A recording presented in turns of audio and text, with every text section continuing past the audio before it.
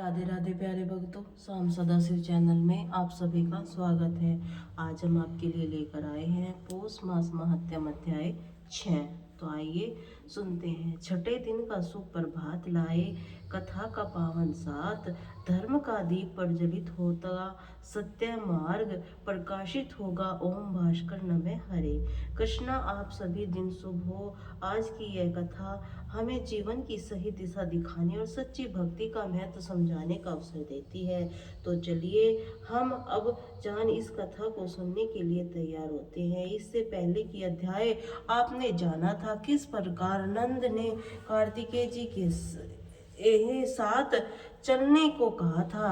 कार्तिकेय के पास श्री नारायण जी कहते हैं, हे नारद, शंकर सुवन के कार्तिकेय नंदी केशर से ऐसा कहकर भी अपने साथ चलता हूँ। श्री कार्तिका को समझाते हुए नीति युक्त वचन से बोले, माताओं के वेद समुदाय बंधु वर्ग और माता को देखना चाहता हूँ, इसीलिए शंकर जी के निवास स्थान पर जाऊंगा। इसके लिए आप लोग मुझे यह आज्ञा प्रदान करें। सारा जगत शुभ दय जन्म कर्म संयोग वियोग सभी देव के अधीन है।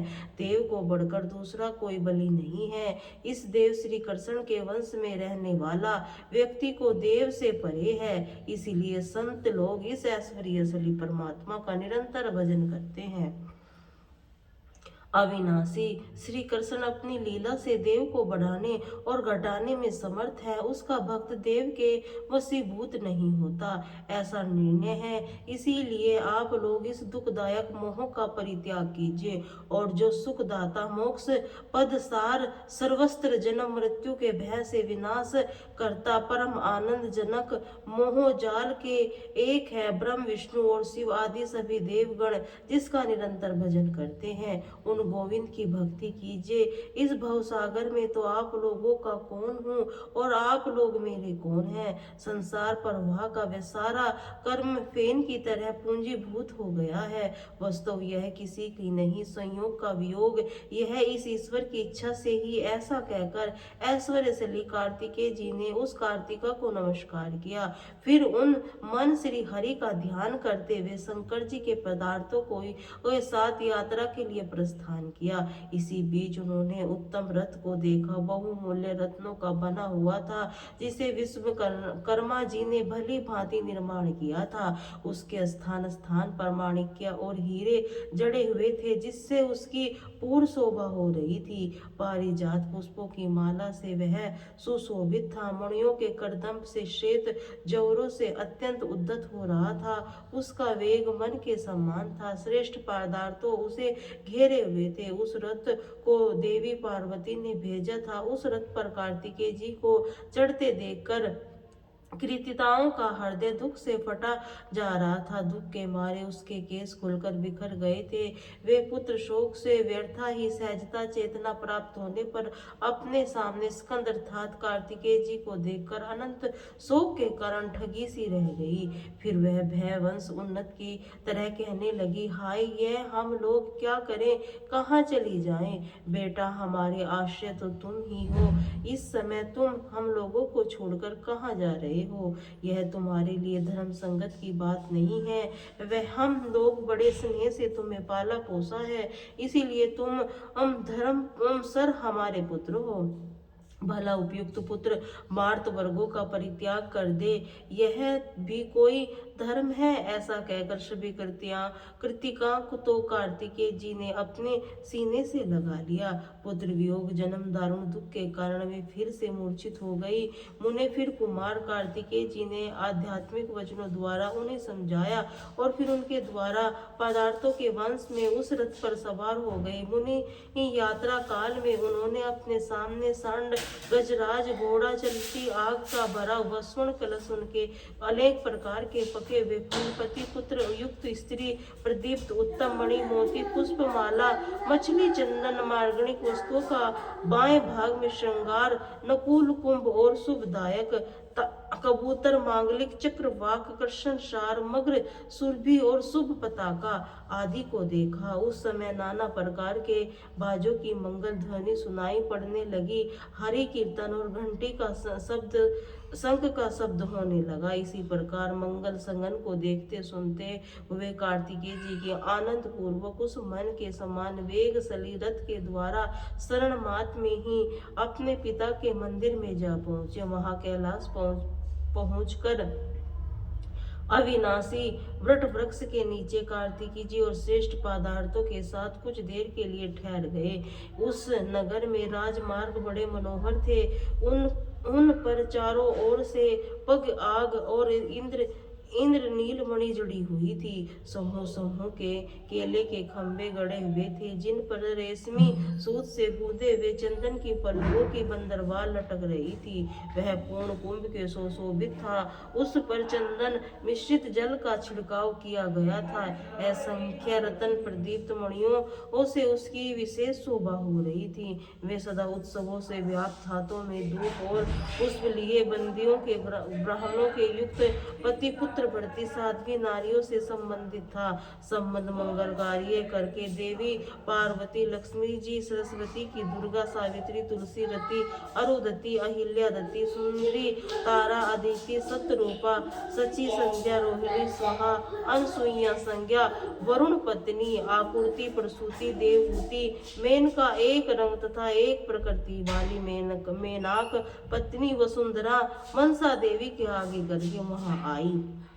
फिर देवगण, मुनि समुदाय, पर्वत, गंधर्व और किन्नर सब के सब आनंद मगन होकर कुमार के स्वागत गए।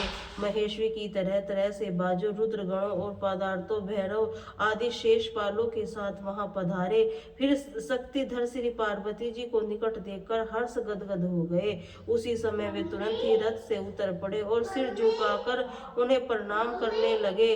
तब पार्वती जी ने कार्तिकेय को देखकर लक्ष्मी आदि देवियों, मुनि पत्नियों और शिव आदि सभी से यत्न पूर्वक परम भक्ति के साथ संभाषण किया, अर्थात वार्तालाप किया और उन्हें अपनी गोद में उठाकर चूमने लगी। फिर शंकर जी, देवगण, पर्वत, शैल पत्नियां, पार्वती आदि देवियां, सभी मुनिया ने कार्तिकेय के शुभ आशीर्वाद दिया। फिर कुमार गणों के साथ शिव भवन में आए। वहां सभा के मध्य में उन्होंने क्षीर सागर में शयन करने वाले भगवान विष्णु को देखा। वे रतन आभूषणों से विभूषित होकर रतन सिंहासन पर विराजमान थे। धर्मबरा, इंद्र, चंद्र, सूर्य, अग्नि, वायु आदि देवता उन्हें घेरे हुए थे। उनका मुख प्रसन्न था और उस पर वे थोड़ी थोड़ी मुस्कान सी छटा छा रही थी। भक्तों पर अनुग्रह करने के लिए कातर हो रहे थे। उन पर श्वेत जव डाला जा रहा था और देवेंद्र मुनेन्द्र उनकी स्तुति कर रहे थे। जगन्नाथ को देखकर कार्तिकेय जी ने शुरुआत रोमांच आया गया। उन्होंने भक्ति भाव पूर्वक सिर झुकाकर उन्हें प्रणाम किया। इसके बाद ब्रह्मा जी धर्म देवता से हर्षित मुनिवर के प्रत्येक को प्रणाम किया और उसका शुभ आशीर्वाद प्राप्त किया। फिर बारी बारी से सबसे कुशल समाचार पूछकर वे एक रतन सिंहासन पर जा बैठे। उस समय पार्वती जी सहित शंकर जी ने ब्राह्मणों को बहुत सारा धन अनुदान किया। श्री नारायण जी कहते हैं, नारद, फिर जगदीश्वर विष्णु जी ने प्रसन्न मन में शुभ मुहूर्त निश्चय करके कार्तिकेय को एक रमणीय सिंहासन पर बैठाया और कौतुक वंश तरह तरह के मांझ, मंजीरे, यंत्र बजवाए। फिर अयतन रमुद्र से बड़े सैकड़ों गढ़ों से जो वेद मंत्रों द्वारा अभिमंत्रित संपूर्ण तीर्थों के जल से भरे थे, कार्तिकेय जी के हर्ष पूर्वक स्नान कराया। फिर कार्तिक जी को प्रसन्न मन में बहुमूल्य रत्नों द्वारा निर्मित किरीट, 2 मांगलिक बाजूबंद अमूल्य रत्नों से बने हुए थे। बहुत से आभूषण अग्नि के पताक शुद्ध के लिए हुए थे। 2 दिव्य वस्त्र क्षीर सागर से उत्पन्न हुए। कौस्तुभ मणि और वनमाला दी। ब्रह्मा जी की यज्ञ सूत्र, वेद माता गायत्री, संध्या मंत्र, कृष्ण मंत्र, श्री हरि का स्रोत, कवच, कमंडल, ब्रह्म शस्त्र और शत्रु विनाशनी विद्या प्रदान की। धर्म की दिव्य धर्म बुद्धि और समस्त जीवों पर दया समर्पित की। शिव जी ने परमोक कष्ट, मृत्युंजय ज्ञान, संपूर्ण शास्त्रों का ज्ञान, निरंतर सुख प्रदान करने वाला परम मनोहर तत्व ज्ञान, ब्रह्म ज्ञान, त्रिशूल, पिनाक, फरसा शक्ति, पशु पताका, धनुष, स्थान संहार के ज्ञान सहित सदरा शास्त्र अर्पित किया। अन्य सभी देवता गुणों से भी अपनी अपनी शक्तियां को शुभ आशीर्वाद उन्हें प्रदान किया। इसके बाद सभी देव गण, मुनि देवगण और गंधर्व जगदीश्वर को प्रणाम करके अपने अपने घर चले गए। नारदों के बाद शंकर जी के नारायण ब्रह्मा की धर्म की स्तुति की, फिर धर्म का आलिंगन करके वे परम श्री हरि को मस्तक झुकाया। फिर शंकर जी द्वारा सत्कृति होकर शैलराज हिमालय गणों सहित प्रेम पूर्वक वहां से विदा हुए। इसी प्रकार जो जो लोग वहां गए थे वे सभी आनंद पूर्वक प्रस्थान कर गए। तब महेश्वर देवी पार्वती जी के साथ बड़े आनंद से वहां रहने लगे। कुछ समय बीतने के बाद शंकर जी ने पुनः उन सभी देवताओं को बुलाकर विवाह विधि के अनुसार पुष्टि की मातम गणेश के हाथों समर्पित कर दिया। इसी प्रकार दोनों पुत्रों गणों के साथ रहती हुई पार्वती जी का मन बड़ा प्रसन्न था। सभी देवता गणों द्वारा कार्तिकेय जी का अभिषेक कराया जा रहा था। उस समय प्रजापति देव सेना को, जो रत्नाभूषण से विभूषित परम विनीत उत्तम शीलवन को हरण करने वाली अत्यंत सुंदरी थी, जिसे विद्वान लोग शिशुओं की रक्षा करने वाली महान सिद्धि कहते हैं, वैवाहिक विधि के अनुसार देव मंत्रोच्चार पूर्वक कार्तिकेय जी को अर्पित किया। नारद, इसी प्रकार मैंने देवताओं का समागम, पार्वती जी को पुत्र प्राप्ति, कुमार कार्तिक का अभिषेक, उनका पूजन और विवाह, गणेश जी के विवाह, ये सारा वृत्तांत वर्णन कर दिया। अब तुम्हारे मन में कौन सी लालसा है, फिर क्या सुनना चाहते हो? नारद जी ने पूछा, महाभाग्य, आप तो देव वेदांत से पारंगत परमेश्वर, आपसे बहुत बड़े संदेह का समाधान करना चाहता हूँ। प्रभु, जो देवेश्वर महात्मा शंकर के पुत्र और विघ्नों के विनाशक है, उन गणेश्वर के लिए जो विघ्न घटित हुआ, आपका क्या कारण है? जब परिपूर्णतम परांत पर परमात्मा श्रीमान गोलोक स्वयं ही अपने अंश से पार्वती जी के पुत्र होकर उत्पन्न हुए, उन ग्रह गिराज भगवान श्री कृष्ण के मस्तक पर ग्रह की दृष्टि से कट जाने बड़े आश्चर्य की बात है। आप इस वृत्तांत को मुझे बतला के कृपा कीजिए कि ऐसा क्यों, किस प्रकार हुआ। श्री नारायण जी ने कहा, हे ब्राह्मण, विघ्नेश्वर का यह विघ्न जिस कारण से हुआ था, उस प्राचीन इतिहास को तुम सावधान होकर सुनो। नारद, एक समय की बात है, भक्त वंशल शंकर जी की माला और मुराली को मारने वाले सूर्य पर बड़े क्रोध के साथ त्रिशूल से प्रहार किया। शिव जी के समान तेजस्वी त्रिशूल अमोघ था, इसीलिए उसकी चोट से सूर्य की चेतना नष्ट हो गई। वे तुरंत ही रथ के नीचे गिर पड़े। जब कश्यप जी ने देखा कि मेरे पुत्र की आंखें ऊपर चढ़ गई हैं, तब चेतनाहीन हो गया। तब वे उसे छाती से लगाकर फूट फूट कर विलाप करने लगे। उस समय सारे देवताओं में हाहाकार मच गया। सभी भयभीत होकर जोर जोर से रोने लगे। अंधकार छा जाने से सारा जगत अधिभूत हो गया। तब ब्रह्मा जी के पौत्र तपस्वी कश्यप जी ने ब्रह्म तेज से प्रज्वलित हो रहे थे, उनके पुत्र की प्रभाहीन देखकर शिव जी को शाप देते हुए बोले, तुम जिस प्रकार आज तुम्हारे त्रिशूल से मेरे पुत्र वक्षस्थल विदीर्ण हो गया है, शिव, उसी तरह तुम्हारे पुत्र का मस्तक भी कट जाएगा। शिव जी आशुतोष है। अंत मात्र में ही उनका क्रोध चला गया। तब उन्होंने उसी क्षण ब्रह्म ज्ञान द्वारा सूर्य को जीवित कर दिया। तो फिर ब्रह्म विष्णु महेश के अंश से उत्पन्न है। त्रिगुणात्मक भगवत भक्त वंशल सूर्य चेतना प्रभात करने के लिए पिता के सक्षम खड़े हो गए।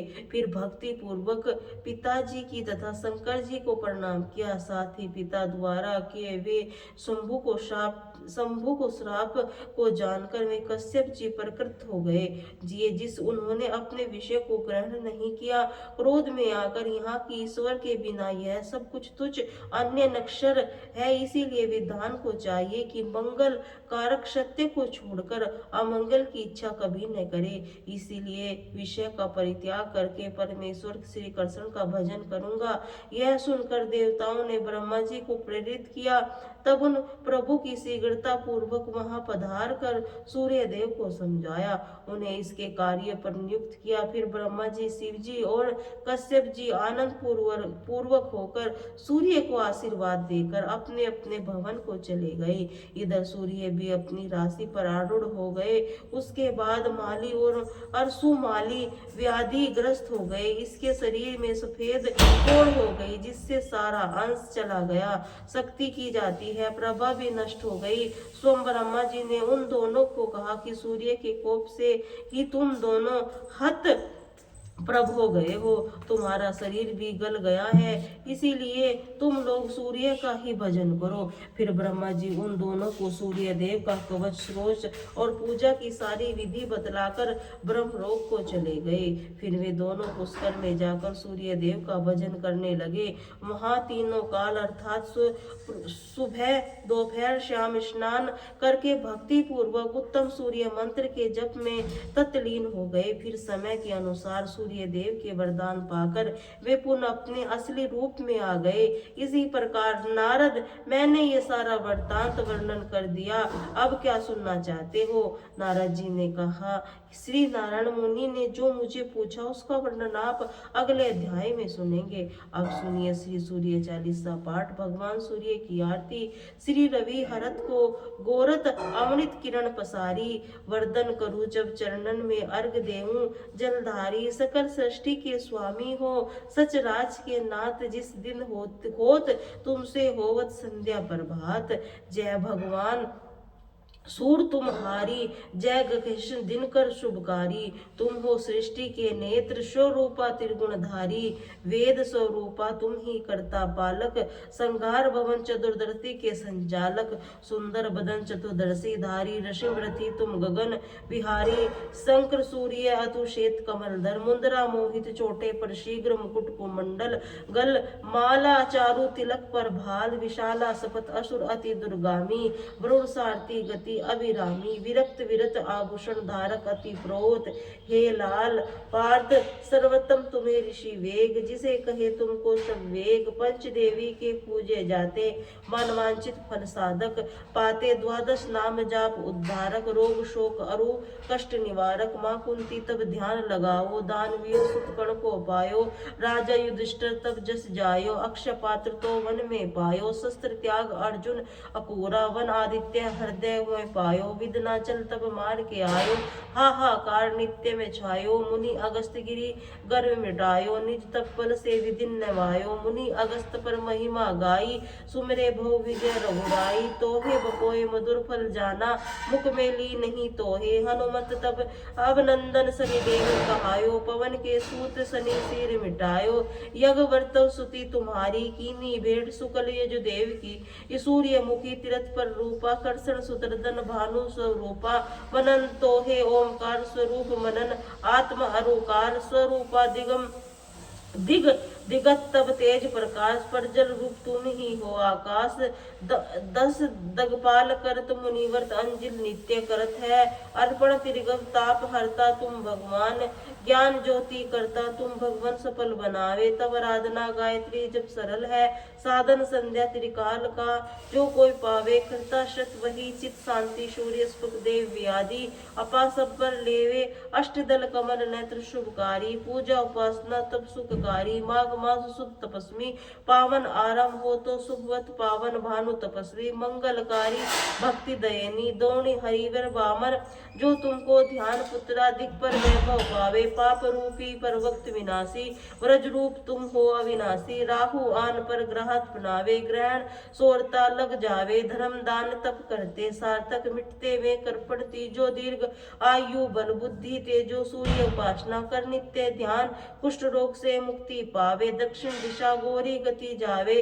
दक्षिणायन करी कहलावे, उत्तरगामी रो तो रथ होवे, उत्तरायण तब हो कहला, वन से वंचित कर्म को पावन, सेना करता बलिल आराधना भरत, जस चिंतन करत दिन तब ध्यान लगायो, कृपा कर भक्त तुम्हारी, सूर्य भगवान ओम जय सूर्य भगवान, जय ही दिन भगवान जगत नेत्र स्वरूपा तुम हो, त्रिगुण स्वरूप धरत पर सर ध्यान, ओम जय सूर्य भगवान, भगवान सारथी अरुण है प्रभु श्वेत कमल धारी, तुम चार भुजाधारी, अस्त्र सात कोटि किरण पसारो, तुम हो देव महान, ओम जय सूर्य भगवान, उमा काल में जब तुम उजिया ले चल जाते, अब तम दर्शन पाते फैलाते, उजियारा जगत तक जग सारा, आ करे सब तब गुणवाना, ओम जय सूर्य भगवान, भगवान संध्या भुवनेश्वर अता चल जाते, गोधन तप आते गोधूली बेला पर, हर घर में आंगन में तब महिमा गान, ओम जय सूर्य भगवान, आन भगवान देव दजुल पर नारी, ऋषि मुनिवर भजते आदित्य हृदय, जपते श्रोत में मंगलकारी, इसकी रचना न्यारी नव जीवन दाम। ओम जय सूर्य भगवान, भगवान तुम हो त्रिकाल रचयिता, तुम जग के आधार, महिमा जय अपरापरण, प्राणों का सिंचन करने, भक्तों को अपने देते बल बुद्धि ज्ञान। ओम जय सूर्य भगवान, भूचल जल चल पर खेचर सबके प्राण, तुम ही सब जीवों को प्राणों, वेद वेद पुराण बखान धर्म सभी तुम्हें माने, तुम सर भक्तिमान। ओम जय सूर्य भगवान, पावन पूजा करती दिशाएं, पूजे दस दिक्पाल, तुम भुवन में त्रिपाला, ऋषिवक तुम्हारी दासी, तुम शावत अविनाशी शुभकारी शंभुमान। ओम जय सूर्य भगवान, ओम जय सूर्य भगवान, ओम जय सूर्य भगवान, ओम जय सूर्य भगवान।